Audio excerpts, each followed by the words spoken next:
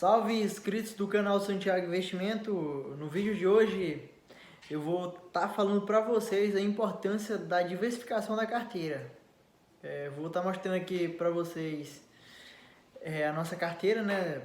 Porém, nessa carteira do nosso canal nós temos um objetivo que é de alcançar o valor mensal que dê de comprar uma cota desse fundo imobiliário.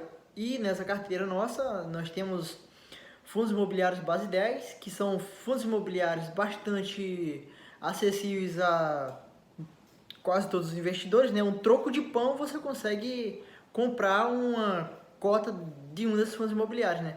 Depois que eu bater essa meta de receber de dividendos mensal, que dê de eu comprar uma das cotas desse fundo imobiliário, eu estarei passando a colocar ações da nossa carteira, né? Então, cresce de importância você ter sempre metas, que são as metas que lhe motivam a continuar. Então, temos essa meta, né, que é alcançar o valor de dividendo de receber o equivalente a uma cota de um desses fundos imobiliários que temos na carteira. E a nossa segunda meta é bater R$ 1.000 investidos na nossa carteira, que no próximo aporte do mês que vem estaremos alcançando essa meta também. Aí, subsequente a essa meta, vamos começar a aplicar em ações.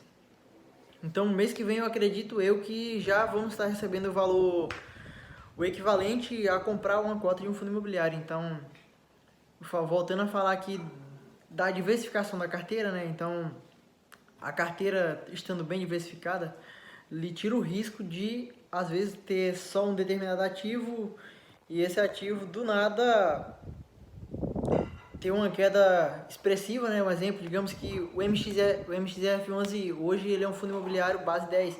Digamos que esse fundo caia, digamos que o preço dele justo seja R$ 10. Digamos que você comprou, você tem R$ 10.000 para aplicar, você aplicou esses R$ 10.000 somente em MXRF11. Esse fundo imobiliário caiu cerca de 50%. Ou seja, os seus R$ 10 vão cair pela metade do valor que você colocou lá. Aí você vai... Por isso a importância de diversificar a carteira, porque se você tiver aplicado só em um ativo, você vai ficar no prejuízo. Agora, se você tiver 5 fundos imobiliários na sua carteira, por exemplo, MXRF11 vai dar 20%, digamos, 5 fundos imobiliários na carteira, um exemplo aqui, que é o caso da nossa carteira, porém futuramente estarei aumentando a posição nela também. Então, cresce de importância a diversificação. Então, para lhe proteger de coisas como essa que nem eu acabei de citar anteriormente.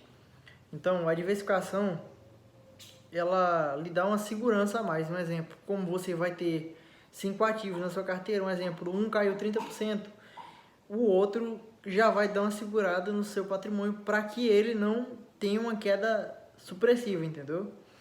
E também não precisa investir somente em fundos imobiliários, mas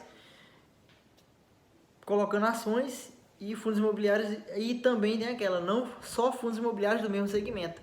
Você tem que ter na sua carteira fundos imobiliários de tijolo, fundos imobiliários de papel, fundos imobiliários de tijolo, fundos imobiliários de papel, fundos imobiliários de fundos e fundos híbridos. Agora, dentro dos fundos imobiliários de tijolos, nós temos os fundos imobiliários de galpão logístico e temos os fundos imobiliários de shopping, que os fundos imobiliários de shopping investem, logicamente, em shopping centers, e os fundos imobiliários de galpão logístico investem em galpões logísticos. E temos o segmento dentro da área da classe de tijolo de segmento que são prédios alugados para empresas. Então, temos os de papéis, que são fundos imobiliários que investem em certificados de recebíveis, ou seja, eles pegam dinheiro dos cotistas e emprestam a terceiros, a empresas, no caso. Essas empresas vão estar pagando para esses fundos imobiliários de papéis mensalmente o aluguel, né? Que isso é atrelado ao CDI ou ao IPCA. E os fundos imobiliários de papel, ou seja, fundo imobiliário de papel é o quê? Fundo imobiliário de papel é isso que eu acabei de citar para vocês, né?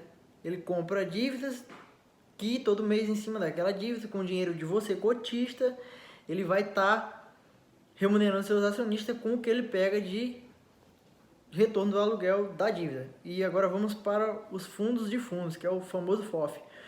Os fundos de fundos, eles são uma carteira de fundos imobiliários que investe em outros fundos imobiliários, ou seja, tem uma carteira, um fundo imobiliário, ele compra cotas de outros fundos imobiliários, recebe os dividendos daqueles fundos imobiliários e assim remunera os seus cotistas.